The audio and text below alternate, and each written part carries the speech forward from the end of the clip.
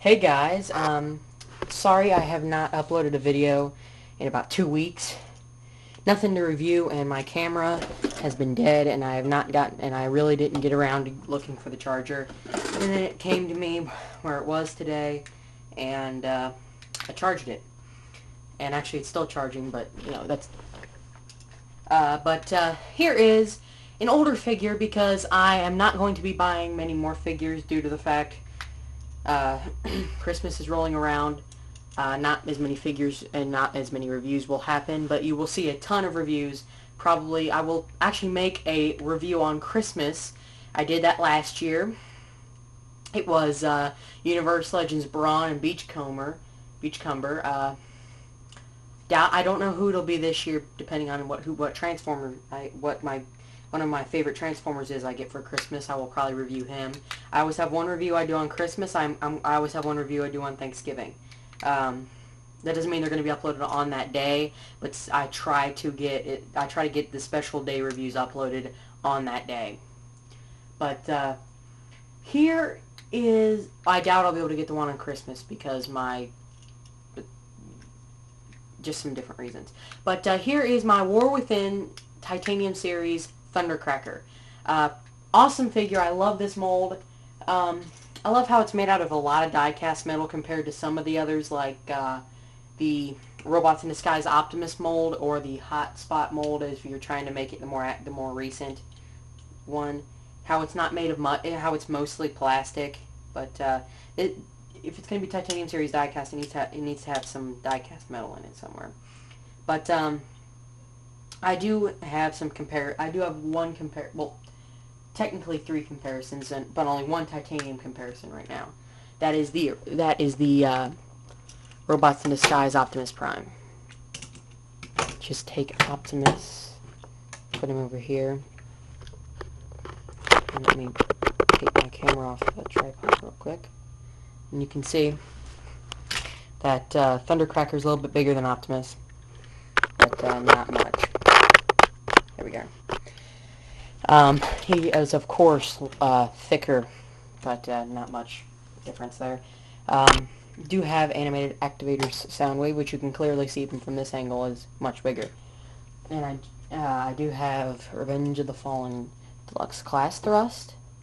Show off, different F-35 than a Cybertronian jet.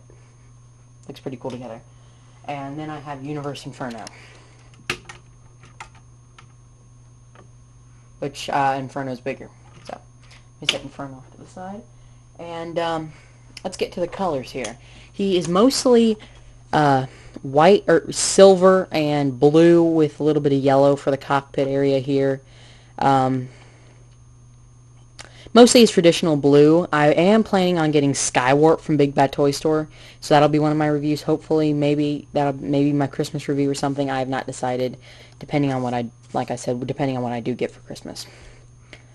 But he's pretty cool. He does have a little bit of gray, like where his feet and his knees are, and where his arms will be. But really, another cool thing, the only real bits that are plastic is this lower half of the lower half of the cockpit area here, down here, and the nose cone, in the nose cone area, which is soft plastic, and these bits up here which fold to become part of the arms, and the wings here, those are the only bits that are plastic. The rest is die-cast metal, which is pretty cool.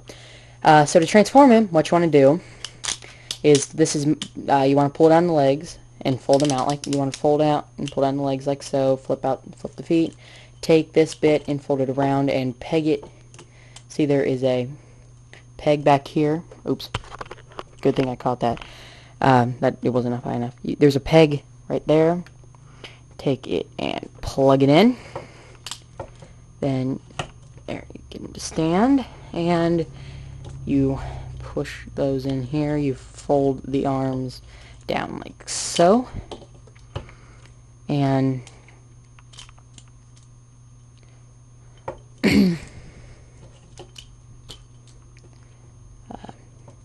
there you have Thundercracker. Pretty awesome figure. Really am having some issues with lighting on my camera tonight, but there he is. here is Thundercracker. Now, since he's in robot mode, I am going to compare him to the newer Thrust that was released.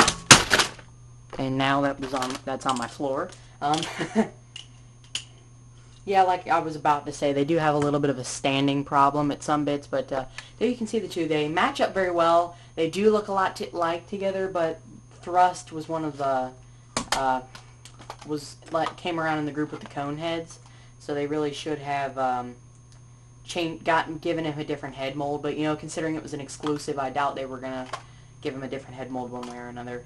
I am planning on getting another Sunstorm too, so I'm going to have like the big collection and possibly another G1 Starscream, because I bought those, but somehow they just disappeared. Don't know why, but I'll find them. And other than Thrust, let me just set Thrust off to the side for just a second. I have the other two Target exclusives. It's Target exclusive titaniums of Optimus, which you can see is a little bit taller. But if you count like the top of the nose cone, he's taller. Thundercracker is, but like head to head, Optimus would be just a smidge taller. And I have Hot Zone, or if you're trying to make him Generation 1 name accurate, it's Hot Spot, which he's taller as well. And I do have an animated activator, Fire Blast Grimlock, to compare him with right there. If I can get him to stand real quick. There we are. But you can see he's about half his size. So, pretty cool figure. Articulation-wise, he can rotate 360 at the arm. The head can rotate 360. Oh, and the head can rotate 360, but it's very hard due to the very flimsy, cheap, bendy plastic it's made of. The arms are made of plastic, and the hands are made of very soft plastic, and the head is also made of very soft plastic. And the lower legs are made of soft plastic, or of plastic. So he's about 50% plastic. He's about half and half each: titanium die-cast metal, and die-cast metal and plastic. So it's an even thing, but pretty cool. Now I would recommend this guy, but personally, if you want to get any of the Seekers as this mold, or if you even want to get this mold, personally I'd buy Starscream, because he's in the actual accurate colors, and you know what I mean, that one just looks the best. It looks the most like a War Within version of this, pretty much. But this was actually the first use of this mold, Thundercracker was. I was surprised that they didn't use that as Starscream first, but then, I wasn't that as surprised when I saw them release Starscream as one of the Titanium series diecast. But he's pretty cool. I mean, it's not the best mold. Obviously, every single Titanium mold had some issues, but I really wish that Hasbro does take Titanium series diecast off the indefinite hiatus they're on. And release those final few prototypes that we saw, and possibly make more. Because the prototypes that we did see at BotCon 2006, you can still find these pictures on TFW 2005, were for Cosmos, RC, Shock Blast, Cliff Jumper, and Bumblebee. So those would have looked pretty cool, especially Shock Blast. But I'm just really glad that they at least released more Titanium series exclusives.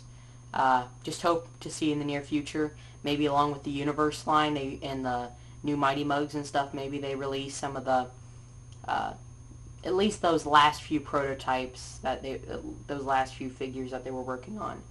Hopefully at least those. But very cool figure. Overall Thundercracker, I'd give him about an 8.5 out of 10. But there you have him. Pretty cool. Overall thoughts. You can find them for about $30, $35 or cheaper. Go buy it. But if you want to buy it for pretty expensive, don't even go there, because it's not worth more than about $30, $35 max. Because it comes with no accessories, just the figure. So there you have him. Transformers Titanium series diecast Thundercracker.